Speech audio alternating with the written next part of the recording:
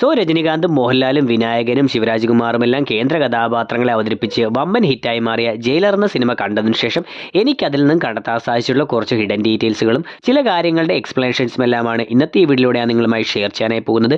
വീഡിയോയിലേക്ക് കിടക്കുന്നതിന് മുമ്പ് തീർച്ചയായിട്ടും ആമസോൺ പ്രൈമിലൂടെയും മറ്റും OTT റിലീസ് ചെയ്തിട്ടുള്ള ഈ ചിത്രം നിങ്ങൾ കണ്ടിട്ടുണ്ടെന്ന് ഉറപ്പുവരുത്താൻ ശ്രമിക്കുക. കണ്ടതിന് ശേഷം മാത്രം ഈ വീഡിയോ കാണാൻ ശ്രമിക്കുക, അല്ലെങ്കിൽ പറയാൻ പോകുന്ന കാര്യങ്ങളെല്ലാം തന്നെ നിങ്ങൾക്ക് സ്പോയിലർ ആയിരിക്കും. നമുക്ക് ഒട്ടും സമയം കളയണ്ട, നേരെ വീഡിയോയിലേക്ക് കിടക്കാം.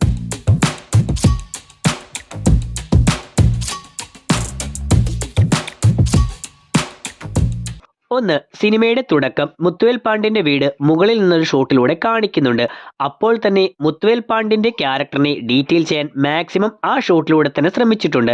അതായത് മുത്തുവേൽ പാണ്ഡ്യൻ ഒത്തിരി വയലൻസ് ഉള്ള ആളാണെന്നും റിട്ടയറായ ജയിലറാണെന്നും പിന്നീടാണ് സിനിമയിൽ കാണിക്കുന്നതെങ്കിലും ഈ ഷോട്ടിലൂടെ തന്നെ അയാളുടെ വീടിന് ചുറ്റുമുള്ള വീടുകളെല്ലാം 2 നില വീടുകളോ അല്ലെങ്കിൽ 2ാം നിലയെല്ലാം പണിഞ്ഞുകൊണ്ടിരിക്കുന്ന വീടുകളാണെന്ന് കാണിക്കുമ്പോഴും അയാളുടെ വീട് മാത്രം വളരെ ചെറിയ സാധാരണ ഒറ്റനില വീടാണെന്ന് കാണിക്കുന്നതിലൂടെ വലിയ ബന്ധങ്ങളെല്ലാം ഉണ്ടായിരുന്ന റിട്ടയറായ ജയിലറായിട്ട് പോലും അനാവശ്യ പണമൊന്നും സമ്പാദിച്ചിട്ടില്ലാത്ത ഒരു മാന്യനായ വ്യക്തിയാണ് അയാളെന്ന് ആ ചെറിയ വീടിലൂടെയും ആ ചുറ്റുപാടിലൂടെയും തന്നെ കാണിച്ചിട്ടുണ്ട്. 2. മുത്തുവേൽ പാണ്ഡ്യന്റെ വീടിന്റെ ഉൾവശം കാണിക്കുന്ന സീനുകളിൽ മുത്തുവേൽ പാണ്ഡ്യന്റെ പഴയകാലം സൂചിപ്പിക്കുന്നതിനായി രജനികാന്തിന്റെ തന്നെ പഴയ സിനിമകളിലെ ചിത്രങ്ങൾ ഉൾപ്പെടുത്തിയിരിക്കുന്നതായി കാണാം. കൂടാതെ അവിടെ രജനികാന്തും യഥാർത്ഥ ഭാര്യയും ഒന്നിച്ചുള്ള ഒരു പഴയ ഫോട്ടോയും അവ്യക്തമായി കാണിക്കാൻ കൂടി അവർ ശ്രദ്ധിച്ചിട്ടുണ്ട്. അടുത്ത പറയാൻ പോകുന്ന കാര്യത്തെപ്പറ്റി സിനിമ തിയേറ്ററിൽ നിന്ന് കണ്ടതിന് ശേഷം ചെയ്തിട്ടുള്ള ഹിഡൻ ഡീറ്റെയിൽസ് വീഡിയോയിലൂടെ ഞാൻ പറഞ്ഞിരുന്ന കാര്യമാണ്. എങ്കിലും ഒന്നുകൂടി വ്യക്തമാക്കാം.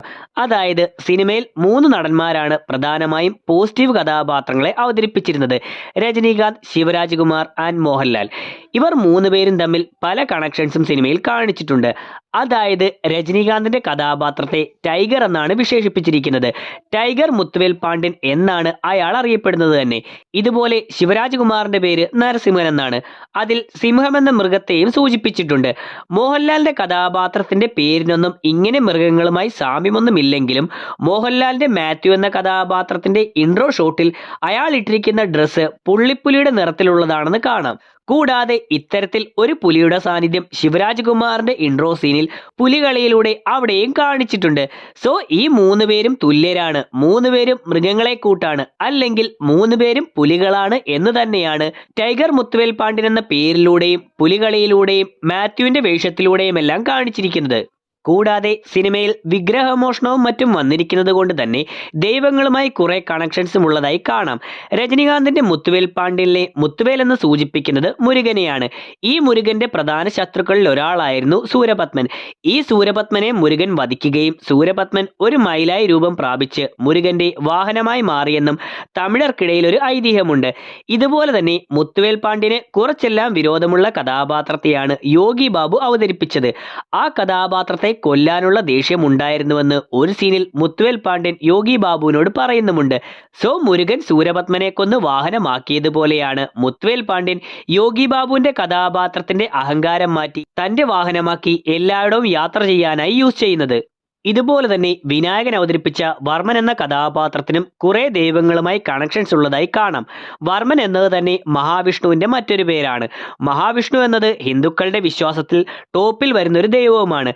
ഇതുപോലെയാണ് വർമ്മനെയും എല്ലാ ദൈവങ്ങളുടെ വിഗ്രഹങ്ങളും അടക്കി വരിക്കുന്ന ഒരാളായി കാണിച്ചിരിക്കുന്നത്. കൂടാതെ വർമ്മൻ ഇരിക്കുന്നത് ശിവന്റെ ധ്യാനത്തിലുള്ള ഇരുത്തവുമായി സാമ്യമുള്ള രീതിയിലാണ്. മണിയെ കൊന്ന ശേഷം അയാളുടെ ദേഹത്ത് കയറിയിരിക്കുന്നതും കൂടാതെ അവസാനം ഡ്രമ്മിന് മുകളിൽ കയറിയിരിക്കുന്നതുമെല്ലാം കൈലാസത്തിന് മുകളിൽ ശിവൻ ഇരിക്കുന്നതുമായി പക്കാ സിമിലർ ആയിട്ടുള്ള രീതിയിലാണ് കാണിച്ചത്. മറ്റൊന്ന്, വർമ്മന്റെ താമസ സ്ഥലം കാണിച്ചിരിക്കുന്നത് തന്നെ അമ്പലം പോലെയാണ്. ഇവർ ഒരു കിരീടമെടുക്കാനായി ഒരു അമ്പലത്തിൽ വരുമ്പോൾ ആ അമ്പലത്തിനുള്ളിൽ ആ കിരീടമിരിക്കുന്ന സ്ഥലത്തെ തൂണുകളിലെ ഡിസൈനും എല്ലാം തന്നെയാണ് വർമ്മന്റെ സ്ഥലത്ത് നമുക്ക് കാണാൻ സാധിക്കുന്നത്. താനൊരു ദൈവമാണെന്നത് പോലെ തന്നെയാണ് വർമ്മൻ ഇരിക്കുന്ന ആ സ്ഥലം ഒരു അമ്പലം പോലെ ക്രിയേറ്റ് ചെയ്ത് അയാൾ വിഗ്രഹങ്ങൾ അടക്കി വരിക്കുന്നതായി കാണിക്കുന്നത്. ഈ വർമ്മന്റെ കയ്യിൽ നമുക്കൊരു പൊള്ളലേറ്റ പാട് കാണാൻ സാധിക്കുന്നുണ്ട്. ഇത് വർമ്മൻ സൾഫ്യൂരിക് ആസിഡ് ഉപയോഗിക്കുന്നത് കൊണ്ട് അതിലൂടെ എപ്പോഴെങ്കിലും ഏറ്റിട്ടുള്ള പൊള്ളലാകാം. ഇതുപോലെ ഒരു ഡീറ്റെയിൽ ജാക്കി ഷെറോഫിന്റെ കഥാപാത്രത്തിനും കൊടുത്തിട്ടുണ്ട്. ഫ്ലാഷ് ബാക്ക് സീനുകളിൽ പുള്ളിയെ കാണിക്കുന്ന സമയം അയാളുടെ കയ്യിൽ കറുത്ത പാടുകളൊന്നും ഇല്ലെങ്കിലും 10-15 വർഷത്തോളം കരിമരുന്നുകൾ യൂസ് ചെയ്ത കയ്യിൽ കറുപ്പ് നിറം പിടിച്ചിരിക്കുന്നതായി പ്രസന്റ് ടൈമിൽ കാണിച്ചിട്ടുണ്ട്. മകൻ വില്ലനാണെന്ന് അറിയുമ്പോൾ രജനീകാന്ത് ചിരിക്കുന്ന ഷോട്ട് തല കീഴായിട്ടാണ് നമ്മളെ കാണിക്കുന്നത്. ഇത് അവിടം വരെയുള്ള എല്ലാ കാര്യങ്ങളും തകിടം മറിഞ്ഞിരിക്കുന്നു എന്നതിനെ സൂചിപ്പിക്കുന്നു. സിനിമയുടെ അവസാനം മകനെ വെടിവെച്ചു കൊല്ലുന്ന സീനിൽ വെടിയേറ്റ മകൻ അവിടെ തന്നെ നിൽക്കുകയും മുത്തുവേൽ പാണ്ഡ്യൻ നടന്നു നീങ്ങുന്നതായും കാണിക്കുന്ന സമയം ഒരു ചിത്രശലഭം പറന്നു പോകുന്നതായി കാണിക്കുന്നുണ്ട്. എന്നാൽ സൂക്ഷിച്ചു നോക്കിയാൽ അവിടെ പാറപ്പുറത്ത് മറ്റൊരു ചിത്രശലഭം ഇരിക്കുന്നതായി നമുക്ക് കാണാം.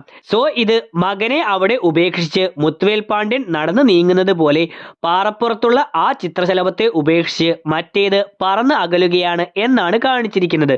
സിനിമയിൽ വർമ്മനെ കാണിക്കുന്ന സീനുകളിൽ AR റഹ്മാന്റെ 2 പാട്ടുകൾ വർമ്മൻ യൂസ് ചെയ്യുന്നതായി കാണിക്കുന്നുണ്ട്. ഒന്ന് താലെന്ന സിനിമയിലെ താലിസെ താലുമില എന്ന സോങ്ങും 2 ജീൻസ് എന്ന സിനിമയിലെ കണ്ണോട് കാൺമതെല്ലാം. ഇതിൽ കണ്ണോട് കാൺമതെല്ലാം എന്ന പാട്ട് പെർഫെക്റ്റ് ടൈമിൽ യൂസ് ചെയ്തിരിക്കുന്നതായിട്ടാണ് കാണിച്ചത്. അതായത് മുത്തുവേൽ പാണ്ഡ്യൻ തന്റെ മകനെ ഫോണിൽ കാണുകയും എന്നാൽ സ്വന്തമാക്കാൻ പറ്റാതെ പോകുന്ന അവസരത്തിലുമാണ് കണ്ണിൽ കാണുന്നതെല്ലാം തലൈവ കണ്ണിന് സ്വന്തമല്ല എന്നുള്ള ആ വരികൾ കേൾപ്പിക്കുന്നത്. കൂടാതെ ഇതേ അവസരത്തിൽ തന്നെ വർമ്മനെ കൊല്ലാനാണ് മുത്തുവേൽ പാണ്ഡ്യൻ വന്നതെങ്കിലും പിന്നീട് വർമ്മനെ വിട്ടുപോകാൻ പറ്റാത്ത ഒരവസ്ഥയിലാകുന്നത് കൊണ്ട് ആ സിറ്റുവേഷനുമായി പെർഫെക്റ്റായി മാച്ച് ആകുന്നത് പോലെയാണ് കണ്ണെ വിട്ട് പിരിവതില്ലേ നീ എന്നെ വിട്ട് പിരിവതില്ലേ എന്നുള്ള വരികളും കേൾപ്പിക്കുന്നത്. സിനിമയിലെ നായകനും പ്രതിനായകനുമായ വർമ്മനും മുത്തുവേൽ പാണ്ഡ്യനുമായി കുറെ കാര്യങ്ങൾ ഒരുപോലെയാണെന്ന് കാണിച്ചിട്ടുണ്ട്. ഒന്ന്, വർമ്മനെ കൂടെ നിന്ന് ആരൊക്കെയോ ചതിച്ചുവെന്ന് സംശയിച്ചുകൊണ്ട് അവരെയെല്ലാം കൊന്നുകൊണ്ടാണ് സിനിമ തുടങ്ങുന്നത്. നേരെ ഓപ്പോസിറ്റായി മുത്തുവേൽ പാണ്ഡ്യനെ കൂടെ നിന്ന് മകൻ ചതിച്ചുവെന്ന് അറിഞ്ഞുകൊണ്ട് അവനെ കൊന്നുകൊണ്ടാണ് സിനിമ അവസാനിപ്പിക്കുന്നത്. 2, മകൻ മുത്തുവേൽ പാണ്ഡ്യനെ ചതിക്കുമ്പോൾ സിനിമയുടെ അവസാനം തല കീഴായി മുത്തുവേൽ പാണ്ഡ്യനെ കാണിക്കുന്ന ഒരു ഷോട്ടിനെ പറ്റി ഞാൻ നേരത്തെ തന്നെ പറഞ്ഞിരുന്നു. ഇതേപോലെ വർമ്മന്റെ ഇൻട്രോ സീനിൽ വർമ്മനെ ആരോ ചതിച്ചുവെന്ന് കാണിക്കുന്ന ആ സമയം വർമ്മനെ കാണിക്കുന്നത് നേരെ ഓപ്പോസിറ്റായി തല തിരിഞ്ഞു നിന്ന ക്യാമറ കറങ്ങി വന്ന് നേരെയാകുന്ന രീതിയിലാണ്. 3, മുത്തുവേൽ പാണ്ഡ്യൻ ദൈവങ്ങളെ ആരാധിക്കുന്നവനാണെന്ന് സിനിമയുടെ തുടക്കത്തിൽ തന്നെ കാണിച്ചിട്ടുണ്ട്. എന്നാൽ വർമ്മനാകട്ടെ നേരെ ഓപ്പോസിറ്റായി ദൈവങ്ങളുടെ വിഗ്രഹങ്ങൾ മോഷ്ടിക്കുന്ന ആളുമാണ്. 4, വർമ്മന് അധികം ഫ്രണ്ട്സ് ഒന്നുമില്ല. ഉള്ളവർ തന്നെ വർമ്മന്റെ പതനം ആഗ്രഹിച്ച് പേടിച്ച് കഴിയുന്നവരാണ്. നേരെ ഓപ്പോസിറ്റായി മുത്തുവേൽ പാണ്ഡ്യന് രാജ്യമൊട്ടാകെ ജീവൻ കൊടുക്കാൻ വരെ തയ്യാറായി നിൽക്കുന്ന സുഹൃത്തുക്കളുണ്ട്. 5, വർമ്മൻ കള്ളത്തരത്തിലൂടെ കോടികൾ സമ്പാദിക്കുമ്പോൾ മുത്തുവേൽ പാണ്ഡ്യൻ കള്ളത്തരത്തിലൂടെ പണം സമ്പാദിക്കുന്നതിന് എതിരാണ്. 6, മുത്തുവേൽ പാണ്ഡ്യൻ അധികം പണമൊന്നും സമ്പാദിച്ചിട്ടില്ല എങ്കിലും നല്ല മൊബൈൽ യൂസ് ചെയ്യുന്നതായിട്ടും നല്ല രീതിയിലുള്ള ജീവിതവും മാന്യമായ വസ്ത്രം ധരിക്കുന്നതായിട്ടുമെല്ലാം കാണിക്കുന്നു. എന്നാൽ വർമ്മൻ കോടികൾ കയ്യിൽ ഉണ്ടായിട്ട് പോലും വളരെ കുറഞ്ഞ മൊബൈൽ യൂസ് ചെയ്യുന്നതായിട്ടും മോശം വസ്ത്രധാരണം നടത്തുന്നതായിട്ടുമെല്ലാമാണ് കാണിക്കുന്നത്. 7, വർമ്മൻ കുട്ടികളെ പോലും കൊല്ലാൻ മടിക്കാത്ത ആളാണെന്ന് സിനിമയിൽ കാണിച്ചിട്ടുണ്ട്. നേരെ ഓപ്പോസിറ്റായി മുത്തുവേൽ പാണ്ഡ്യൻ വർമ്മനെയും വർമ്മന്റെ കൂടെയുള്ള എല്ലാവരെയും കൊന്ന ശേഷവും ആ കുട്ടിയെ മാത്രം കൊല്ലാതെ അവനെ വെറുതെ വിട്ടതായും കാണിക്കുന്നു. സോ ഇങ്ങനെ വർമ്മനും മുത്തുവേൽ പാണ്ഡ്യനും കുറെ കാര്യങ്ങളിൽ ഒരുപോലെയാണ്, അതേപോലെ തന്നെ നേരെ ഓപ്പോസിറ്റുമാണെന്നും കാണിച്ചിട്ടുണ്ട്. So that's it. ഇത്രയും കാര്യങ്ങളാണ് ഈ വീഡിയോയിലൂടെ എനിക്ക് പറയാനുള്ളത്. വീഡിയോ നിങ്ങൾക്ക് ഇഷ്ടമായിട്ടുണ്ടെങ്കിൽ ലൈക്ക് ചെയ്യാനും ഷെയർ ചെയ്യാനും സബ്സ്ക്രൈബ് ചെയ്യാനും ശ്രമിക്കുക. ഈ വീഡിയോയെക്കുറിച്ചുള്ള അഭിപ്രായങ്ങളും ഇതുപോലെ തന്നെ സിനിമ കണ്ടതിന് ശേഷം നിങ്ങൾക്ക് കണ്ടെത്താൻ സാധിച്ചിട്ടുള്ള കാര്യങ്ങളും തീർച്ചയായിട്ടും വീഡിയോയുടെ കമന്റ് സെക്ഷനിൽ ഉൾപ്പെടുത്തുക. നമുക്ക് അടുത്തൊരു വീഡിയോയിൽ കാണാം. ബൈ.